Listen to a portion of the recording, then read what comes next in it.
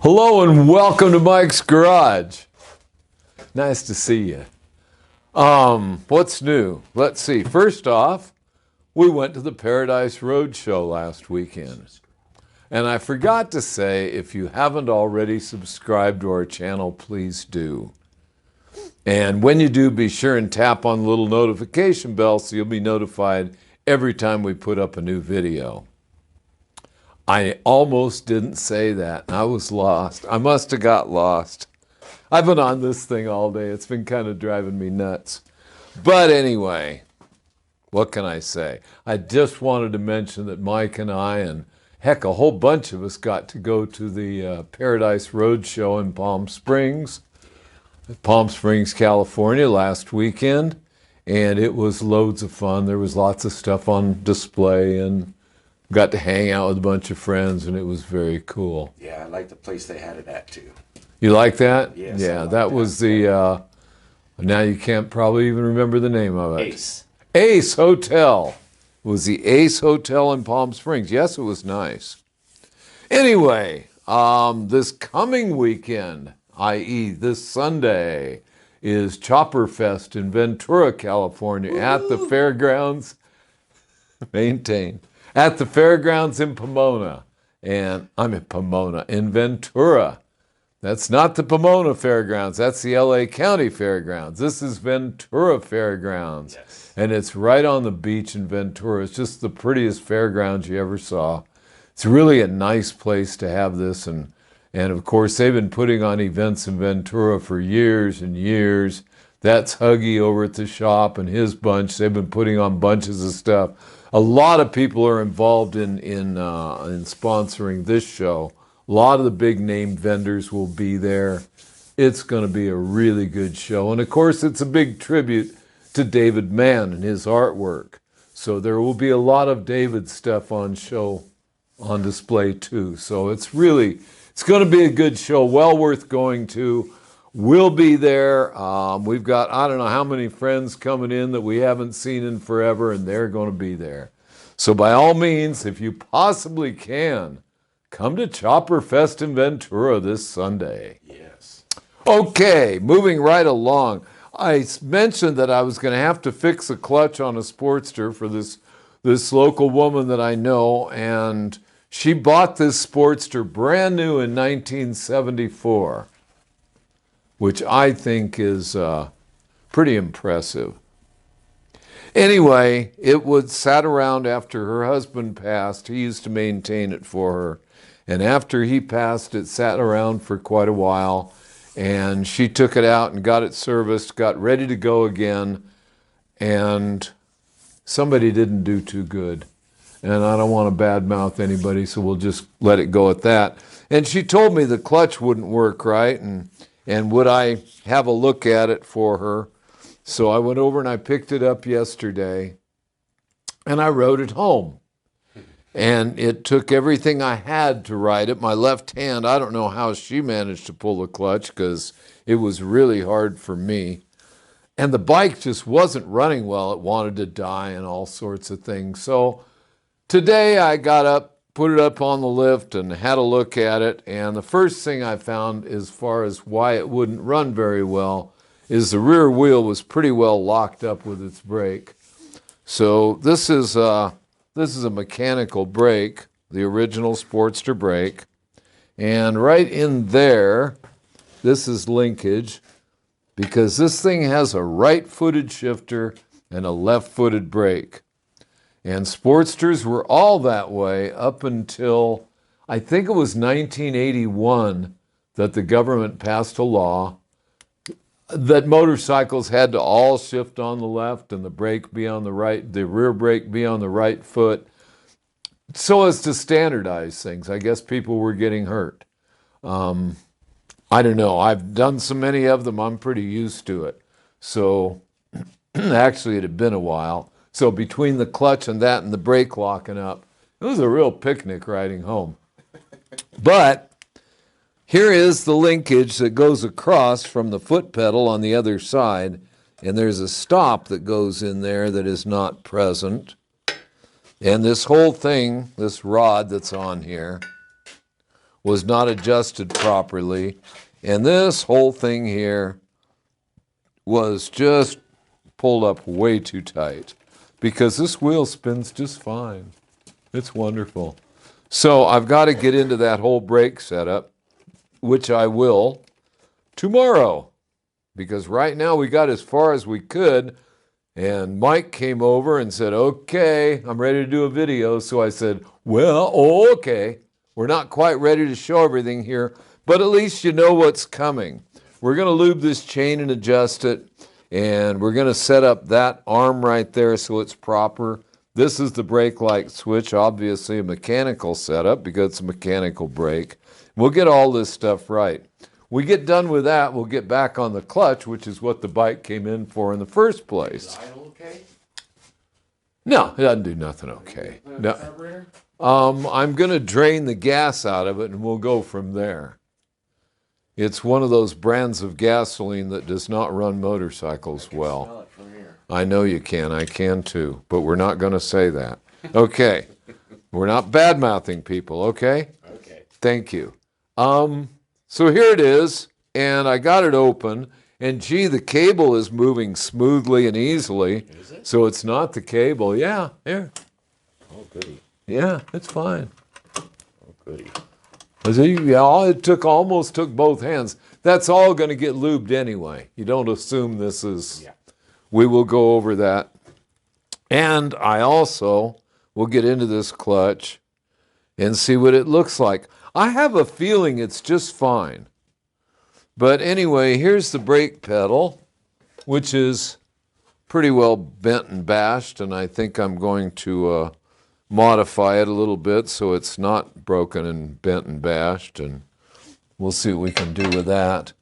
I also wanted to mention, when you go to do these parts on a Sportster, like you're going to adjust the clutch, which is done right here on the outside of the primary, you need this wonderful tool. And I just happen to have one. That's the tool. You just put your... That's the tool. That's the tool. That's the tool. Okay, See that tool. and then here is the one so you can inspect your primary chain or put your fluid in, and it goes on the other side, or the other side of the tool goes on it. And there it is. And that, of course, goes right here into the primary cover here. The other one goes here. Boy. Yeah, I had to make a mess. It's required. Okay. Let's see that. So there we are with that. Yeah, you want to show that tool? Yeah, I'll let me pop it off there. This is really, I don't even know what brand this thing, I've had it forever. Stop moving around, mister. Okay, you got it. Roll it in your fingers. You got it. All right, now we got it. Thank you. Did you see the other side? See, they're different. Yeah. Because this one has a flat bottom in it. And this one has a curved bottom in it. Okay. So it fits like that. Okay. I also have one of these, which only fits the flat bottom ones. So I'm really pleased I had this one so I could do the job. I haven't worked on one of these bikes in quite a while. What do you have to do to take that cover off? I see a bunch of stuff down here. Oh no, it was just take out all the screws and hit it with something large and it came right off. You have to take the brake pedal off and you have to take the foot peg off, and that's it. And they were no picnic. I didn't want to do it on the video because I could see the hardware on them was so bad that it was going to take a while to get them off. All of this stuff took quite a while to take apart due to beat up and wrong size hardware. Taking a Harley Davidson to a shop that works on metric bikes is not necessarily a bad thing if the guys that are in there working are capable. I mean, if they have the experience to do the work. The only thing is, when you go put the bike back together next time, or go to work on it, you may find metric bolts in it. And when you find metric bolts in it, you got to change them back to the standard bolts they should have. And it's just kind of rough. So some of this stuff I had to kind of animal off because it had wrong bolts. But that's about it. other than that, anyway, what we'll probably be doing in the next video is we'll be doing this clutch. I do have, in case I need it, I found in my parts room that I do have brand new set of clutch fibers for it. And I'm thinking whether she needs them or not, she probably needs them. I think it would make it a whole better setup. And I stopped by my buddy's shop and picked up a couple of primary gaskets because I didn't know which one was the right one. So take two, they're small. And that's about it. Other than that, what I did want to mention is if anyone is interested in our shirts, by all means, just go to our website, which is pacificmike.com, and you can order shirts off of our website. Oh, I wanted to show this tool. I forgot to show the tool. And I'll show it, like I said, in the next video. But it goes on here. I think, right? No, not there. Where does it go? Is it there and there, maybe? That looks pretty good. Yeah, put it in there and there. And we'll be able to take it apart that way. But that looked pretty interesting when I went to put it on. Oh, I see. We have a problem here. There's what the problem is. Oh, that's ugly. Yes, it is. But there's where that goes, and there's where that goes. And I don't know if we're going to be able to do that. Yes, we are. Yes, we are. That one's got a crack in it, too. Yeah. That's from other people using these tools. Maybe they shouldn't use hand tools. At any rate, there it is. We'll see what we can do. We'll be into it. We'll be into it probably tomorrow or the next day. What's the nicknames of these ironheads? You know, that's something that does nothing but irritate me. Oh, okay. That really irritates me because people don't realize that years ago, everything had iron heads. Flatheads had iron heads. Knuckleheads had iron heads. J models, of course, they were iron head and cylinder as one piece. But everything had iron heads back in the day. Aluminum heads on a flathead happened because you ordered the more expensive aluminum heads. But standard heads on 45s and flathead 80s and 74s and the old VL models, they were all cast iron. So it's pretty hard for me to call these iron heads because it could be almost any motorcycle with iron heads. But people want to call them that, so okay. One thing I kind of noticed is these, what do you call them, rocker boxes? Yeah, they do look similar to a shovel head. Yeah, they do. That's because they came before the shovel head, actually. Yeah. Yes, the first Sportsters were 1957 models that came out in late 56, but they were 57s. Oil line and everything. Oh, yeah. Yeah, they all had external oil lines that ran right up here.